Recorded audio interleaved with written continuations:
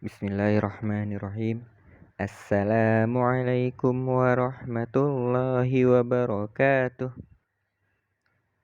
Hai teman-teman yang soleh dan soleha, apa kabarnya semua? Semoga teman-teman dalam keadaan sehat dan selalu bersemangat dalam menuntut ilmu. Berjumpa kembali di Sentra Imtak bersama Pak Huda. Pada pertemuan kali ini kita akan membahas tentang hidup bersih dan sehat. Ya, namun sebelum itu Bapak mengingatkan teman-teman jangan lupa untuk membaca doa terlebih dahulu.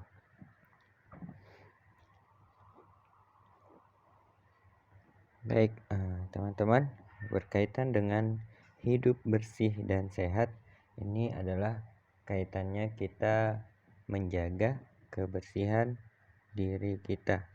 Nah, berkaitan di Sentra Imtak, Bapak membahas tentang kebersihan diri dalam Islam ya.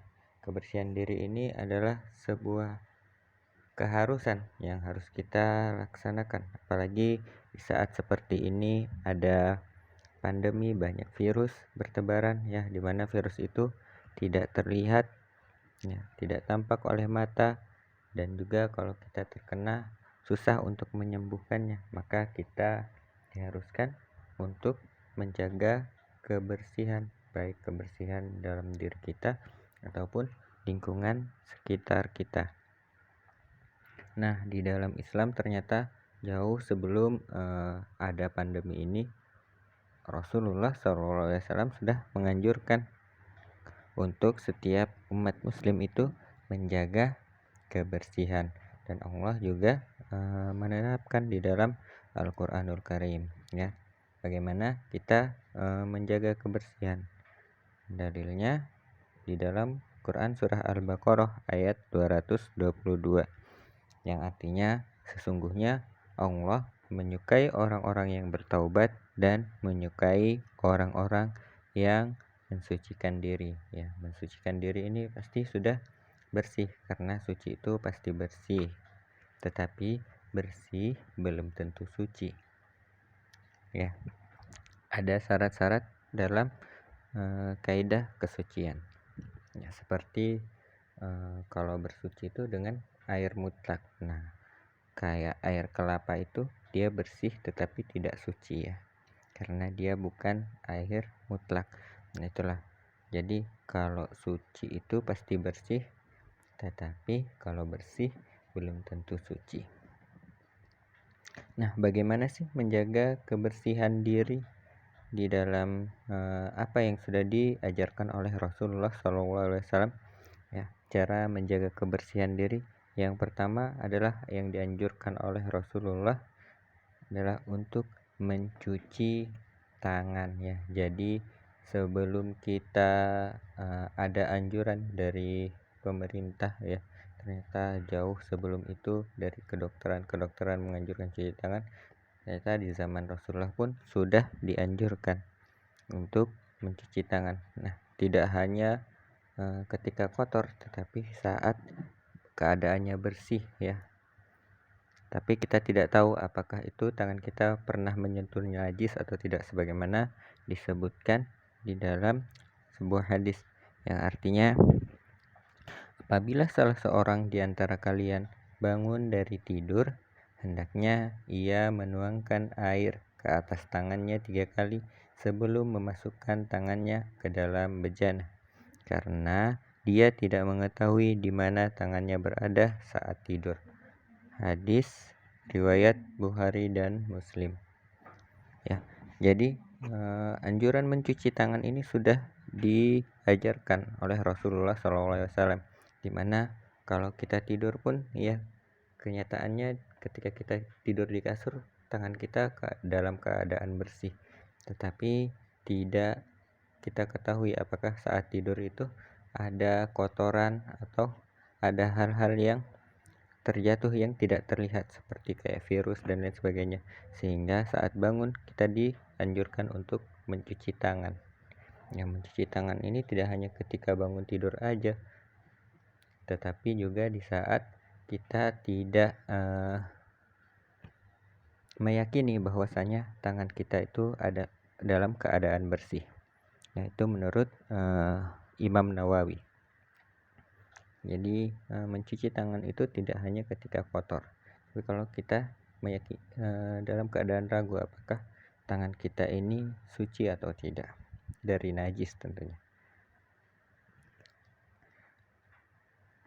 Nah, berikutnya dalam menjaga kebersihan diri adalah menjaga kebersihan mulut, gosok gigi ya teman-teman. Paling tidak ketika bangun tidur dan juga ketika akan tidur, itu paling minimal.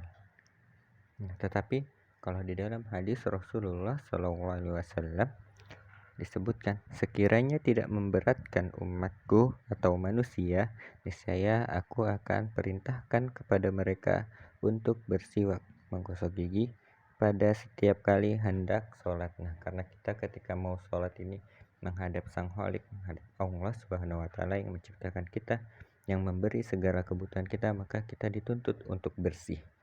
Nah, sebagai bentuk kebersihan dan juga menjaga kita terhadap bau mulut, sehingga menjaga kehusyuan orang yang sedang beribadah di sekitar kita, maka disuruh untuk bersiwak atau menggosok gigi jika tidak memberatkan.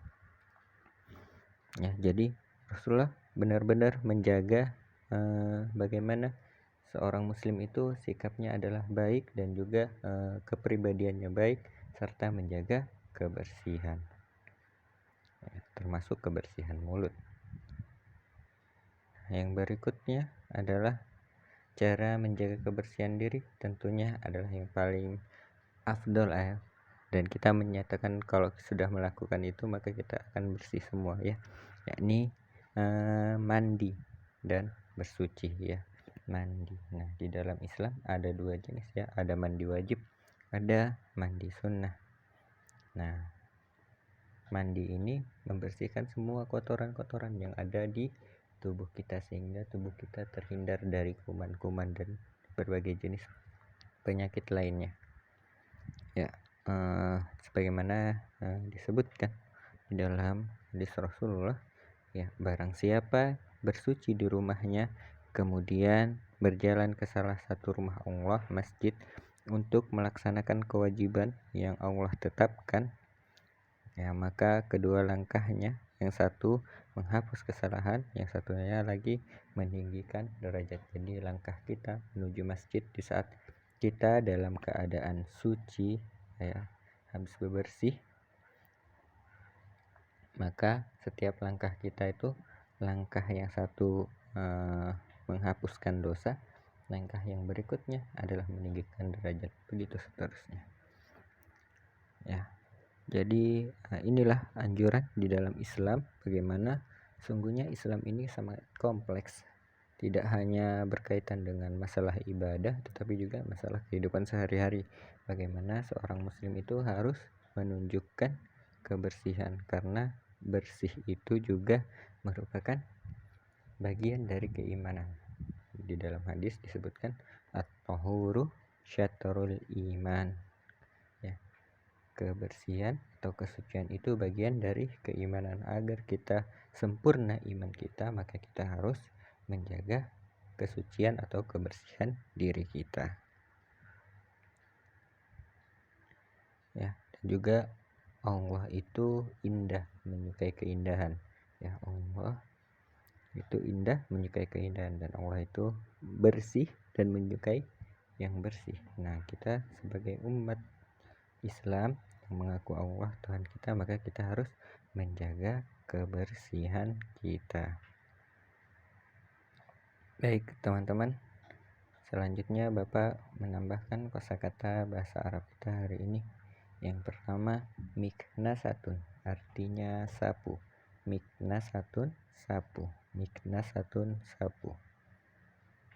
Kedua, mimsahatul khuyuti, artinya pel. Mimsahatul khuyuti, pel. Mimsahatul khuyuti, pel. Berikutnya, dalwun, artinya ember. Dalwun, ember. Dalwun, ember. Berikutnya, futatun, artinya kain lap. Futatun, kain lap. Futatun, kain lap. Selanjutnya, muzilul gubari, artinya kemoceng. Muzilul gubari, kemoceng. Muzilul gubari, kemoceng. Terakhir, as-sabun, artinya sabun. As-sabun, sabun. As-sabun, sabun. Baik, teman-teman, demikianlah pembelajaran kita hari ini. Semoga teman-teman bisa memahami dari apa yang Bapak sampaikan. Terima kasih sudah mendengarkan dengan baik. Bapak akhiri. Wabillahi taufiq wal hidayah. Wassalamualaikum warahmatullahi wabarakatuh.